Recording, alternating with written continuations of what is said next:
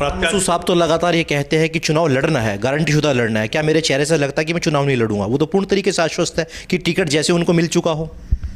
देखिए, इमरान बड़े नेता हैं और कांग्रेस ने 2 बार उनका प्रयोग किया, दोनों बार इमरान मसूद हालांकि चुनाव हार गए।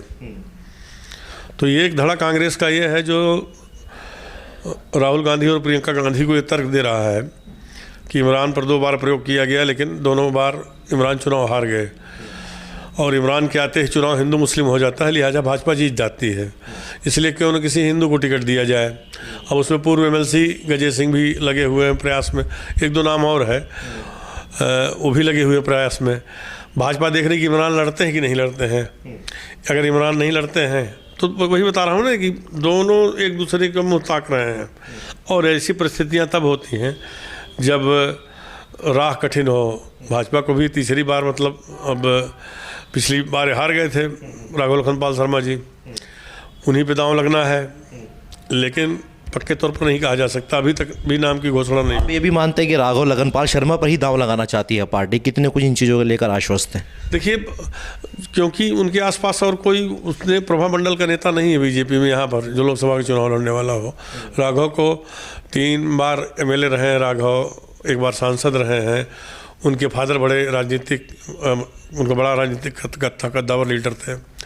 तो और जो लोग, और किसकी इतनी प्रबल दावेदारी है? जातीय समीकरण के आधार पर कुछ उलटफेर हो जाए अलग चीज़ है, और राघव पिछले 4-5 साल में बड़ी मेहनत किए हैं।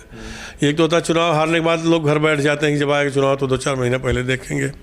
तो राघव की सक्रियता रही है, और पैनल में जो नाम वाम गया है उसमें राघव आखिरी तक उनका नाम पहुंचा हुआ है। इसी बीच आप देखते हैं सोशल मीडिया पर लगातार खबरें चल रही हैं, पूर्व मिनिस्टर रह चुके सुरेश राणा, अभय राणा, तमाम ऐसे चेहरे हैं, और एक देवबंद से आप नाम सुनते होंगे, जगत गुरु क्या बोलते हैं, स्वामी दीपांकर जी महाराज, उनका नाम भी तमाम ऐसे चर्चाओं में उछला। सर देखिए, दीपांकर महाराज जी सनातनी हैं और धर्म के लिहाज से और आस्तिकता जो हमारी वो है तो वो पूज्य हैं। उनका राजनीति में बीजेपी इस्तेमाल मुझे नहीं लगता है कि करेगी, कोई ऐसा लाभ नहीं होने वाला है। अब जैसे साक्षी जी महाराज हैं, लोग हैं जिनको बीजेपी, लेकिन घी प्रज्ञा ठाकुर को टिकट काट दिया, तो भिक्षा उक्षा यात्रा निकाल करके ये दीपांकर जी भाई अपना होर्डिंग वोर्डिंग लगाए, लेकिन मुझे नहीं लगता कि उनकी कोई राजनीतिक दावेदारी है। वो हमको पॉलिटिकल आदमी लगते ही नहीं। कुछ लोग धर्म का मतलब जैसे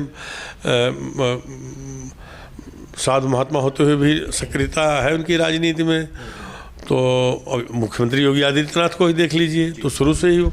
तो ऐसा लेकर कभी दीपांकर महाराज जी कभी मुखर नहीं हुए ज़िले में, और समय समय पर टीवी वालों को बयान देते रहते हैं, तो उन पर भी मुझे नहीं लगता भाजपा दांव लगाएगी। और जो 1-2 नाम है, जैसे अभय राणा का भी नाम उछल रहा था बीच में।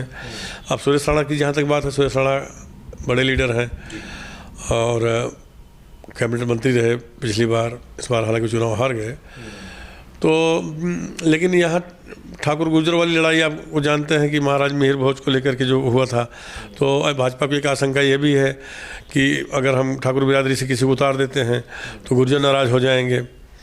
तो ये सारी चीज़ें हैं जो अभी तक इन लोगों को असमंजस में डाले हुए हैं। इसलिए 2019 की बात कर ले तो मोदी लहर के अंदर जिस प्रकार राघव लखनपाल शर्मा दूसरे पायदान पर रहे, हालांकि हार चुके बसपा गठबंधन से प्रत्याशी हाजी फजलुर रहमान साहब जीते, मगर वो कहीं क्षेत्र में नजर नहीं आ रहे।